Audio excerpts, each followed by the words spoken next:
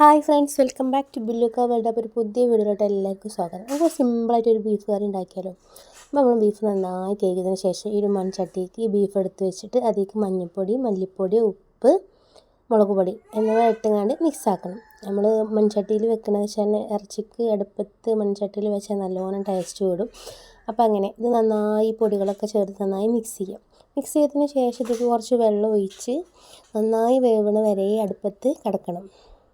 തിളച്ച് നല്ല വേവണം. അപ്പോൾ നമ്മളത് എല്ലാം ഈ മൺചട്ടിയിൽ ഇട്ടിട്ടുണ്ട്. ഇനി വെള്ളം ഒഴിച്ചു. ഇനി നമുക്ക് അടുപ്പത്ത് വെച്ച് വേവിച്ചെടുക്കാം കേട്ടോ. അപ്പോൾ അടുപ്പത്ത് വെച്ചു. അപ്പോൾ അത് ഇറച്ചി ഇങ്ങനെ വെന്തോട്ടെ. അപ്പോൾ നമുക്ക് ഇതിലേക്ക് കുറച്ച് ചതവിൻ്റെ ആവശ്യമുണ്ട്. അപ്പോൾ അതുണ്ടാക്കാം. അതിന് വേണ്ടത് പച്ചമുളക്, ചെറിയുള്ളി, വെളുത്തുള്ളി, ഇഞ്ചി, പിന്നെ വലിയ ജീരകം പൊടിയാണ് ഇടല്. പക്ഷേ പൊടി കഴിഞ്ഞതുകൊണ്ട് ഞാൻ ഇതിലിട്ടുകൊണ്ട് മിക്സ് ആക്കാണ് കേട്ടോ ചെയ്യണത്. അപ്പോൾ ഇത് നന്നായി ചതച്ചൊരു പേസ്റ്റ് രൂപത്തിലെടുത്ത് മാറ്റി വെക്കണം. അത് കഴിഞ്ഞിട്ട് നമ്മളൊരു വേറെ ചട്ടി ചൂടാക്കിയിട്ട് അതിലേക്ക് വെളിച്ചെണ്ണ ഒഴിച്ച് കുറച്ച് ഉള്ളിയിട്ട് വാട്ടണം. അതിലേക്കുള്ള ഇതാണ് ചെയ്തിടുന്നത്. അപ്പോൾ ഉള്ളി നന്നായി വഴറ്റിയതിന് ശേഷം നമുക്ക് തക്കാളി ഇട്ട് കൊടുക്കണം. അപ്പോൾ ഉള്ളി വെന്തുകൊണ്ടിരിക്കുകയാണ്.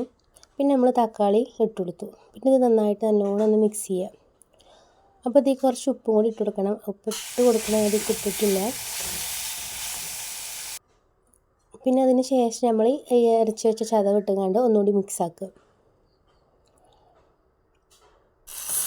അപ്പോൾ നന്നായി വഴണ്ട് വന്നിട്ടുണ്ട്. ഈ 3 മിക്സൊക്കെ പാടെ നല്ലോണം വഴണ്ട് വന്നിട്ടുണ്ട്. അതിന് ശേഷം ഇതിലേക്ക് മുളക് പൊടി, മഞ്ഞൾപ്പൊടി ഇട്ടുകൊണ്ട് ഒന്നുകൂടി മിക്സ് ആക്കുക. അത് കഴിഞ്ഞിട്ട് കുറച്ച് വെള്ളം ഒഴിച്ചുകൊണ്ട് ഒന്ന് തിളപ്പിച്ചെടുക്കുക.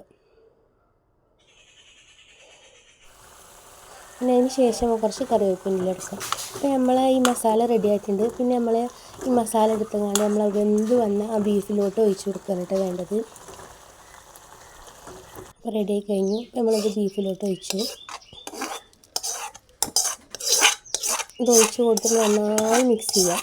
മിക്സ് ചെയ്തതിന് ശേഷം കുറച്ച് വെള്ളം ഉണ്ടാവും. അത് വറ്റാൻ വേണ്ടി കുറച്ച് നേരം കൂടി അടുപ്പത്ത് വെക്കുക. ചിലർക്ക് ഇങ്ങനെ നല്ല കറി ഉണ്ടാകാനുള്ള ഇഷ്ടം. അങ്ങനെയാണെങ്കിൽ ഇതിപ്പോൾ തന്നെ എടുത്ത് കഴിക്കാവുന്നതാണ്. ബീഫ് നല്ലോണം വെന്തുണ്ട്.